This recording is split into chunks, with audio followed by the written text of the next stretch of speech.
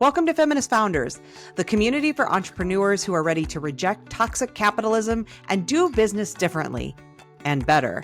We're your hosts, Becky Mollenkamp and Faith Clarke, and we're so excited you're here. If you'd like to support our work, please consider a paid membership. Information is in the show notes. But without further ado, let's get into today's episode. Hi everyone, Faith here in our Feminist Founders space where we've been talking this summer about invisible labor. And my goodness, what a ride that has been, because between Becky and myself, personal reflections and reflections with various thought leaders and people who have been feeling this pressure and are we're being honest about it. We're kind of peeling back the layers. What is it? And just being honest about it. So this episode is me looking at a bunch of the insights, reflections, and maybe even the pains that I have come to terms with as a result of my own explorations into invisible labor. And I'm going to start with a meeting I had with my client this morning. As I'm listening to her talk about a moment in her past where she was working on a project with another person, and that other person basically released themselves from responsibility for the project and left her with the rest of the work. And I know lots of us have experienced that. We've kind of grown up. I have my friend's son. He's just saying, I hate group work. I hate group work. And I remember lots of us, and even when I was creating work for students, and I said, okay, we're going to work in groups and there'll be a universal groan, because there's always this idea that it's not going to be equitable. Somebody's going to end up doing most of the work. Other people are going to skate on the backs of these people, right? And the work of the professor or teacher or whoever is to try to figure out how to not make this happen or how to grade accordingly. So this has been an issue we've all been in this moment. But I had her zoom into the moment and I was like, so what made you, this person exited emotionally and mentally from the project, even though their name was still on the project? What made you hold the bag? What made you hold the bag? Well, the person had more seniority than she did. And she felt like this person is in positive relationships in the organization. And she felt like if she were to complain, she didn't want to be perceived in a negative light. There's a bunch of that. This person has been here longer and known, and this person belongs, and she's new. Maybe she doesn't belong and she doesn't want to disrupt that. There is a fair amount of not knowing, well, what would I say? How do I shift things? And this unknown quantity, the person was upset with the organization and she knew that. And so in some ways she understood what was happening and was leaving the organization to sort that out. But in the meantime, she is left doing all the work. The organization, though she discussed it with her supervisors, the organization didn't feel like they knew how to, like if they were to, what they were going to do. So there was a difficulty capacity wise for the organization to shift the dynamic for whatever reason. And the person would get upset. If she spoke to the person about it, they would get upset. And that made her feel unsafe. So for her own safety, because she felt like she was less than in some ways, not less than as an individual, but in the context of this organization, she kind of assessed her place in the value hierarchy. We all do this. We all do this. We sight up a space and know where we are and kind of just decided she's going to continue. And these are quick decisions, right? And so I just want to own that every identity that we have, that's a marginalized identity, has its labor automatically built in. Because if you experience life through the lens of a marginalized identity, you also experience life as not fully supporting you, right? And so the world, these glasses are very complicated. I tell people this all the time, that the world is built for people who can see. And yes, we've done a ton of work to make sure people have glasses and all this kind of thing. And these 3 prescriptions in the progressive lens, that they sometimes don't work really well. So sometimes I'm looking through the bottom and it's the reading one, but I'm not in the right position. Those of you who have progressives, you know the deal. And I can be in space and be being just required to navigate as if I can see. So I have to go closer to the front. I have to, if somebody is going to ask me to read something off of a screen, I'm like, can you send me the Google Doc, instead of thinking that I can see what's on that screen and things like that. the world is built for certain people, not for others. And this is the work of accessibility. Accessibility is about bridging the gaps between the systems that exist and then the people that are navigating the system. Some people have no gaps. Some people just enter into a system and it works for them. And then some people don't. So just on the basic level, invisible labor is the labor you have to do to access the system, to bridge that gap, right? And so as I started to kind of just become aware, the client I was talking about identifies as woman, the other person in the scenario identified as male. And in some ways, without the conscious awareness, they fell into these roles that had some gender stereotypes in them, and therefore the labor associated with those roles, right? So, you've heard the man versus bear arguments. I'm not here debating whether men are amazing and beautiful and lovely. Lots of amazing men. I myself have birthed some men, right? And also, there's something in the conversation. I was reading, let me see if I find the name of the author, weighing in on the man versus bear situation. This is from let me just get the name of the article. It'll be in the show notes. But a woman who left society to live with bears weighs in on the man or bear. And this was the bike packing online, like magazine or article. And just if you've not heard it, you could Google it. It was basically the scenario in TikTok or somewhere where somebody said, if you're a woman stuck in the woods, would you prefer to encounter a man or bear? And this woman, when she was seeing the scenario, she was just like, this is resonating, because it's not really about the bear. It's about fear of men, and under which circumstances are women afraid of men. And so she was just talking about herself as a lifelong backpacker who's done a bunch of living out in the woods. She's saying, I'm not afraid, but I'm aware. And I'm just going to read a little bit about what she said here. Again, article is in the show notes. So she talks about encountering. If she encounters a man, most of the time, yay, a fellow traveler. She's been not seeing people anybody for whatever number of days, weeks, whatever, and is so happy. But she's also aware that she needs to watch for any of the signs that she might not be safe. And she's describing this moment about when she decides she needs to get away from the man. Not because there are overt signs of unsafety, but because it may be becoming tricky. So she says, I need to get away from the man, but I need to do it in a way that doesn't anger him. This is the tricky bit. Men who lack social awareness or empathy often also lack other skills in emotional management. And usually what men in these situations actually want is closeness. And they're trying to get closer to me physically or emotionally in the only way they know how.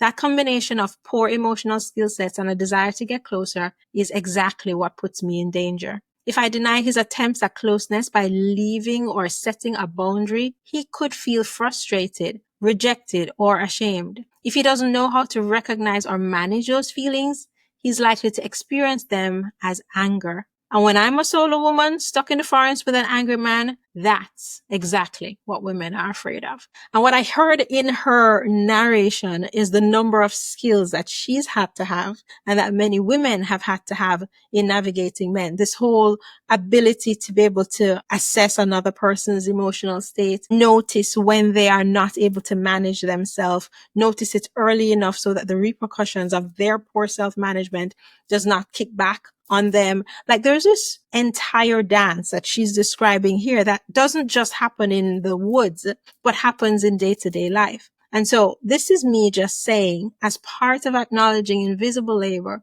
it's acknowledging that there is work that different ones of us, through the lenses of our various identities, are doing that seem to be part of navigating the gap associated in the world because of this identity, as this woman describes. A friend of mine lives in Canada, and she's a journalist, and she was talking about this particular article, so I had to look it up, talking about a birth alert. I'm like, what? Birth alert. That Indigenous women still in Canada, there is this thing, you could look it up, I'll leave a link. There is this thing called a birth alert, where it's not just for Indigenous women, but a lot of Indigenous women, if you can enter a birthing space and the medical practitioners are able to call in your birth for whatever reason, a lot of the women don't know why they would call it in. But if they feel in any way that you are unable or whatever to parent your child, they don't have to tell you what it is, and they can take the child. And it still happens now, 2025. And I've never walked into a space with my child or pregnant and had the thought cross my mind that I could lose my child or I could not have my child. I don't know any people who've had that fear. And it was just a realization that just because of an identity characteristic, there are tons of these women. So there's a particular case she was telling me about was a young woman went in to have a baby and she went in on her own. And that was a red flag in some way for some reason. And just thinking that way, if you show up to have your baby by yourself, that means something about your ability to parent. So just as a notion of the labor of a particular characteristic, let's not to talk about Black folks and how many of us have had to have these conversations with our kids. How many Black women are seen as aggressive because we're not smiling or whatever. And so our counterparts could not be smiling and they just look serious or focused. And a Black woman not smiling looks aggressive, and how much the performance of whatever it is that's socially acceptable is needed, and the work of performing. So we call it masking for in the case of neurodiversity, but so many of us with the lenses of our identities are masking for the sake of being accessible and integrating, right? And we are doing that work. The work is not the system's, the work is ours. So I guess I have been feeling the weight of that for so many of us and feeling the unfairness of it, that all that happened is that we were born and you're born and automatically given more work because you are alive, right? And I think when we think about ourselves as founders, we want to be honoring not just ourselves, but we want to be creating spaces where other women, other people who are not men, all the people, but as feminists, we are going to center people who are not men as a way to elevate and then therefore level the playing field. We want to create something that creates justice for everyone. And so if people are arriving at work exhausted from the effort required to be alive in your skin, then how do we want to design our businesses and our work to be able to support that? And yet we do need people working. Part of my own work is to help organizations design their work culture so that it's restorative, so that it's not part of the extraction. And that means a certain amount of intention. Another story for another time, and you can definitely, hit me up and I can go on about that. But there's one element of this invisible labor in the workplace. Well, there are a couple of elements of invisible labor in the workplace I want to just point out, and I'm almost wrapping up now. I'm going to soapbox for a little and wrap up. I want to point out a couple of places in the workplace where this type of thing is showing up, because unfortunately women at work hold the most of the emotional labor and stuff like that. And so let me just see, Claude, my AI assistant, Claude. So I was looking at this research article and I thought, in particular, the physical health impact of invisible labor on women, and then the mental health impact kind of hit me. And so I just wanted to share some of these statistics, some of this data with you, that the age group that was most affected by invisible labor among women is 35 to 55-year-old women. 60% of the women, fatigue and exhaustion. This is just in the findings. And then 53% of the women, so some of the 60, back pain, joint issues, musculoskeletal disorders, 26% of the women, and then it goes down. Heart issues, sleep disturbances, 16%, etc. And they said that the primary reason is the repetitive household tasks and lots of moving, lifting, and so on, poor ergonomic practices, and lack of sleep. So there's a ton of work that's happening in between and all the time. And then people aren't resting, and it's resulting in a physical impact. But they also said that physical health impact, but they also said that women, because of some of these other factors, are the least likely to go to the doctor about the physical health impact. So the physical health impact of invisible labor is the biggest one that women experience. But running right along, women in the age group 25 to 50, 63% of them report, stress and anxiety. Emotional burnout, 56%.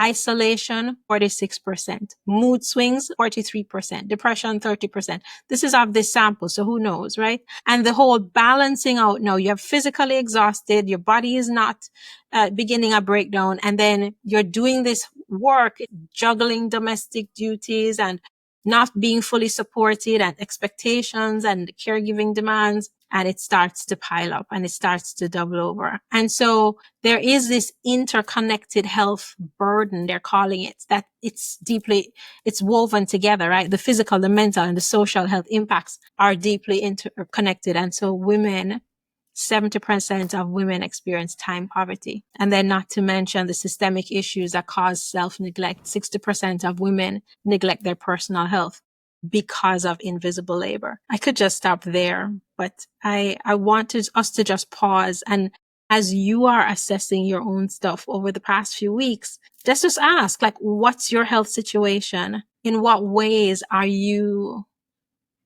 guilty of any of this neglect? And we know the systemic stuff is there. And we know that if you release it, this is not a made up thing. If you release the invisible labor, things do fall apart. And it is an incredible weight to carry. And what's the situation with your physical health and your emotional health? And what are the ways that needs to be attended to? And I'm going to talk about that in a little bit. But first, I just want to say that exposing it feels hard to expose it because we're like, no, I see it. And what? I feel so, it's almost discombobulating to kind of have it all out there because you are managing it as much as it was hurting you, you know? But now that we're exposing it in all of our explorations, it's like, what do we do about it? It becomes hard to unsee.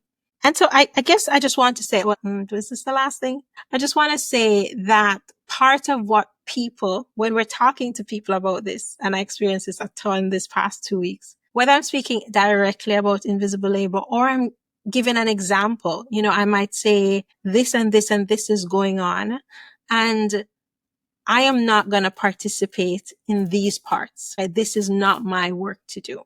A well-meaning person wanting to protect me from the backlash of drawing a boundary gives me work. They're like, oh, okay. Okay, I get that. That makes sense. It's not your work to do. I agree. All right. So to make so-and-so not be upset about you drawing this boundary, maybe you should talk to so-and-so other person, and then you explain it to them from this point of view, right? Like you want to think through their eyes, explain it this way, and then position it in this thing. And then what you do is that you have them talk to this other person, and, you know, and then you come up with a little bit of a PowerPoint explaining the ROI of this other thing that you are having third person talk about so that person A doesn't get upset with you for you not doing the thing that you're setting a boundary for.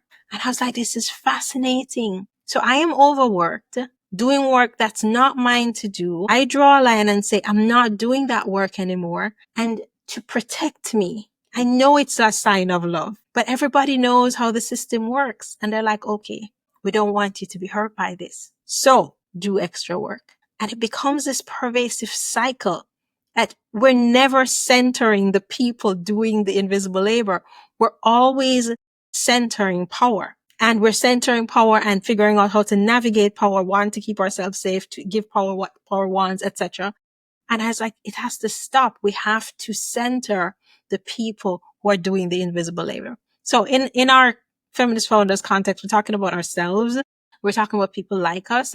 And so as you are noticing this, how can you shift your perspective to what you actually need and center yourself? And then how do you broaden that centering to include the other people who are caught in invisible labor in various ways? And how does that centering shift into how you do your work as a business and how you invite other people into that work, whether as clients or as collaborators or as staff? So Claude, through Claude, my AI person, my AI assistant, AI is a mixed bag. I will not go into all of my thoughts on decolonizing AI right here, but I was doing some quick data research from this article. And this is consistent with my own thoughts on the matter. These 4 suggestions as to what we need to be doing right now. It's not cut and dry, but these are practices. Maybe that's what it is. These are practices that we need to be doing. And number 1, we need to name and track the labor. like name and track the labor. So many of us, a colleague of mine has just been appointed as a executive director part-time. The moment she said to me she used part-time, I was like, oh, Jesus, because it's no such thing. It just means half the pay. But what it means is that without her clarity on boundaries and centering herself and being really in a nonprofit, right? So without a lot of clarity, the work is going to leak over the whatever half-time, part-time is supposed to be. So name and track invisible labor, journaling or accountability with a person or just whatever you do, just note it. What are you doing mentally, emotionally, anticipatory work? Just notice the patterns. Are you the one that, like I tell people in my household, I'm the executive functioning brain. I'm the one that knows all the schedules. I'm the one that knows all the interdependencies. I'm the one that knows how the ship runs. And that's labor because I'm not in control of how the ship runs in a lot of ways because I am in a household with adults, but I know how it runs. So based on what I know, then I'm doing backup kind of, I'm trying to figure out how to make things happen because other people are bumbling along, not acting like they know because they have the privilege of forgetting. And I'm referring to my adult offspring. So don't, don't be upset with me. They're my kids. And I'm just acknowledging that the parent, mother in particular, invisible labor is quite a real thing, even when you have adult kids. Backup behaviors. Like I think that in our workspaces, they're in a good team, what teams do is understand everybody's work. And once you start to elevate your invisible labor, how can you develop, and this is labor. I just said it, this thinking about this and being part of developing it. But maybe if we're all doing it together, it won't feel so hard. How do you help the people who are around you, to think about their backup behaviors that bridge some of these invisible labor gaps so it's not just you. Once you expose it, I've noticed with so many of my clients, they don't want whoever this beast of burden is. Often it's one or two people within a particular small team. And they don't want that person, so they say anyway, they don't want that person shouldering all the weight. And I think maybe this is about building some more cohesion in the team, having the leader take some responsibility for that so that you can have team backup behaviors for these invisible labor tasks that are happening and the gaps that will result when you stop doing it, right? So build some backup behaviors and shared accountability in a small collective of people. I'm trying to do that with my family here. And I'll tell you in a couple of weeks how successful I am, but definitely at work. I think that this is essential. I am working on the boundary setting, which is the third practice with my adult humans. Research says that 70% of women experience time poverty. And so how do we set some boundaries around our time? Just, it will feel so uncomfortable to say, I'm not going to do this and to let it drop. I heard a story of a mentor of mine told the story and I so respected her. She decided that she wasn't doing all the cooking in her household. She did. And she kind of allocated, I'm cooking on this and this day. She had kids and she just announced it and left it to other adults in the household and the kids to figure themselves out on some other days. And the kids weren't little. But what she did then was that she prepared her own food on those days because she knew that the communal cooking situation was going to fall apart because the other people had no practice with it. So she had to hold on to her boundary and she had to be willing to sit with the upset feeling that she feels when she sees people, her teenagers not eating poorly. Her husband, maybe he's making the food, maybe he's not, maybe he's forgotten. And she had to care for herself with her own food while also maintaining the boundary. I respected her so much because I can feel in my body how hard that is. It's really hard for me even now. Set some boundaries and hold them even when it feels hard. And then back to your collective support. I think that we are so much stronger when we're together. We so need this squad, this group of people around us, that when it is that one of us is just in the throes of, I don't know how to shift this. I don't know how to make this work. That there is the labor associated with having grief and not grieving. And in our collective spaces, we can allow each other to grieve. We can kind of do what I call, lap our skirts around the person. A person can be in the center grieving, and we all form a circle around and just say, yeah, you can grieve now, and say to people around, avert your gaze, look away. Nothing's happening here. Mind your business.